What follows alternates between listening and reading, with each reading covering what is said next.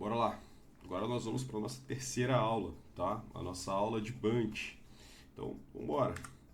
Falando um pouquinho, tá, do Bunch, né? Aqui, vamos botar assim, né? As letrinhas não se casam tanto, né, com as palavras em português como casavam no Spin. Então aqui o B de budget, né, de orçamento, o A de authority, que é muito voltado para autoridade, o N de need, né, que traz a necessidade, e o T ali de timeline, de prazo, tá, que você vai ter ali. Basicamente é isso. Lembrando, tá, pessoal? É interessante que você entenda cada uma dessas letras, o que significam cada uma dessas letras. Essa é uma parte muito importante dentro da técnica de venda, ok? Falando um pouquinho aqui de budget, tá? Essa é a etapa aqui onde nós vamos entender se o cliente tem dinheiro para pagar. De forma rasa e rápida, budget é isso, tá? Aqui nós temos que entender se o nosso produto ou serviço está dentro da realidade financeira do nosso cliente. Entender se ele realmente consegue pagar o nosso produto, né? E aqui vem, né? Muitas vezes o cliente não revela o valor exato. É importante você entender a faixa, né? É importante você entender se a gente está dentro ali do que ele está buscando, ou se a gente está muito fora. Né? Não adianta, a gente não consegue vender algo muito caro para uma pessoa que está iniciando, muitas das vezes. Né? Então isso daqui ajuda muito a gente a qualificar. Né? E aqui a gente não pode ter vergonha, tá? A gente tem que conversar e tente ser o mais natural possível. Tem que realmente ser ali a parte da conversa, entendeu? Ah, você já tem um orçamento definido para essa iniciativa? Com base no que conversamos até aqui, qual faixa de investimento faz sentido para você? É você realmente buscar, é você entender. Porque muitas das vezes, você conversando com ele, você consegue entender se ele realmente está por dentro ou não, ok? Entra a parte agora de autoridade. O que isso significa, tá? Se aquela pessoa com quem você está conversando, se ela é a decisora final. E olha, eu vou te falar uma coisa, sendo bem sincero, se aquela pessoa que você fez a primeira apresentação não é o decisor final, isso é bom, tá? Isso é muito bom. Por quê? É sempre legal nós irmos para o decisor final com uma boa primeira impressão. E a gente sabe, dentro da parte ali de técnicas de persuasão, que um terceiro falar bem de você para a pessoa com quem você vai lidar é muito bom, te traz um efeito positivo. Literalmente você já começa com o pé direito com aquela pessoa.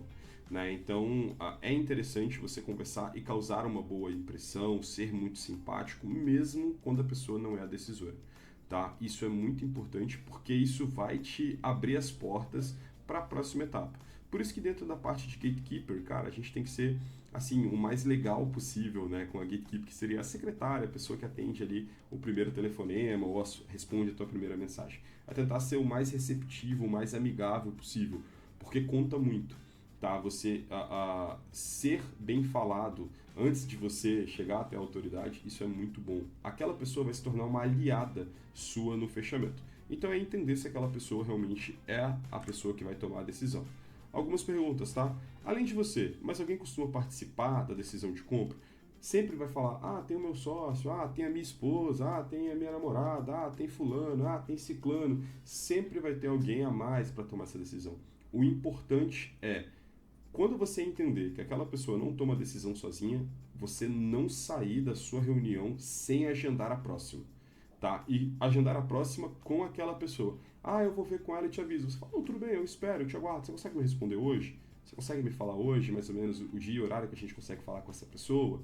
E tal. Então, assim, tente sair da reunião já com a resposta. Caso não consiga, pergunta para ele. Em que horas mais ou menos eu consigo saber se você já tem o horário? Eu posso te entrar em contato com você hoje na parte da tarde? Você tem que deixar agendado um próximo contato. Ele tem que estar ciente que você vai fazer um próximo contato com ele, tá? Isso é bem importante.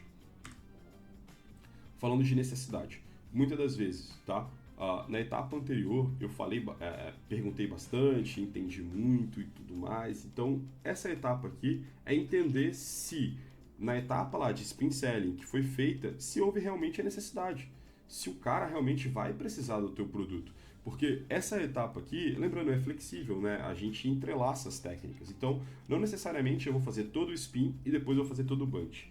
Né? Dentro do spin, ali na etapa de situação e problema, eu já consigo entender a necessidade da pessoa. Né? Então, eu já consigo entender se ela realmente vai precisar do meu produto ou não.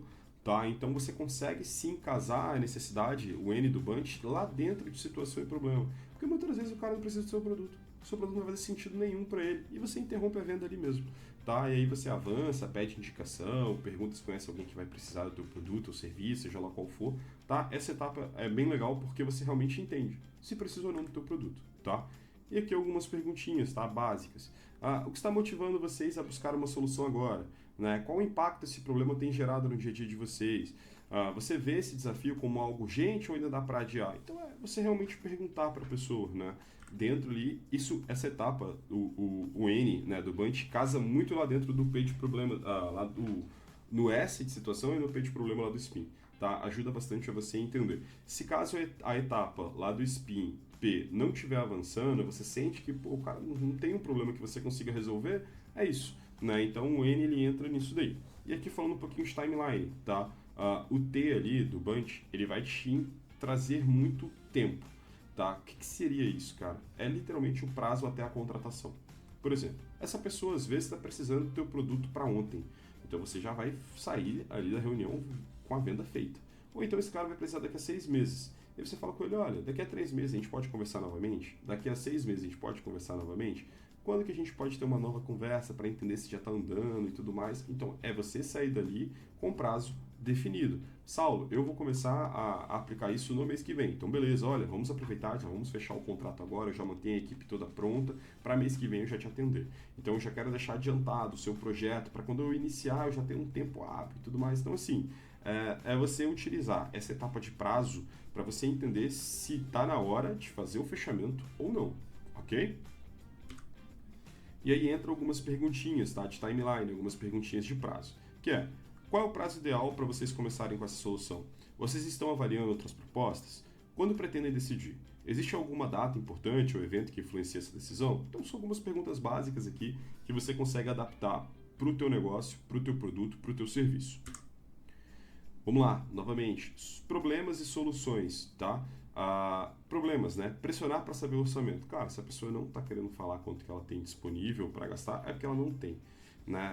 Geralmente, quando você tem que pressionar muito, é porque a pessoa não tem dinheiro para investir ali em você. Tá? Não confirmar a autoridade, não saber se aquela pessoa que você está conversando é decisora. Não adianta de nada, igual eu falei, você tem que passar uma boa impressão, tudo mais, só que não adianta você falar com uma pessoa que não é decisora. Entendeu? Então, achar que o cliente precisa, mas não perguntar, isso envolve o N e também envolve lá no P de problema, lá do Spin Selling. Ficar preso no lead, sem timing definido. Né? Literalmente, você não sabe quando a pessoa vai contratar seu serviço, você não sabe quando ela realmente, efetivamente vai precisar do teu serviço. Então, algumas soluções: abordar com contexto e naturalidade, como parte do alinhamento, falando do orçamento, para você pegar ali, como eu te falei, seja natural, faz parte do teu serviço, né? Você não precisa ficar com vergonha de perguntar. Pergunte com respeito ao processo, sobre o processo decisório, né? Sem diminuir o interlocutor. É interessante você tomar muito cuidado, mesmo que a pessoa não seja a decisora, você tem que ser super simpático com ela, ainda mais simpático com ela que com o decisor, tá? Investigue a validade e necessidade real. Então é entender ali se realmente faz sentido para a pessoa e traga o tema com leveza estratégica, tá? Isso é bem importante também. Próxima aula, pessoal, vamos falar de combinação. Como nós fazemos para combinar essas técnicas, tá? Já trouxe um pouco aqui, na próxima aula vamos consolidar um pouco mais. Combinado? Até lá!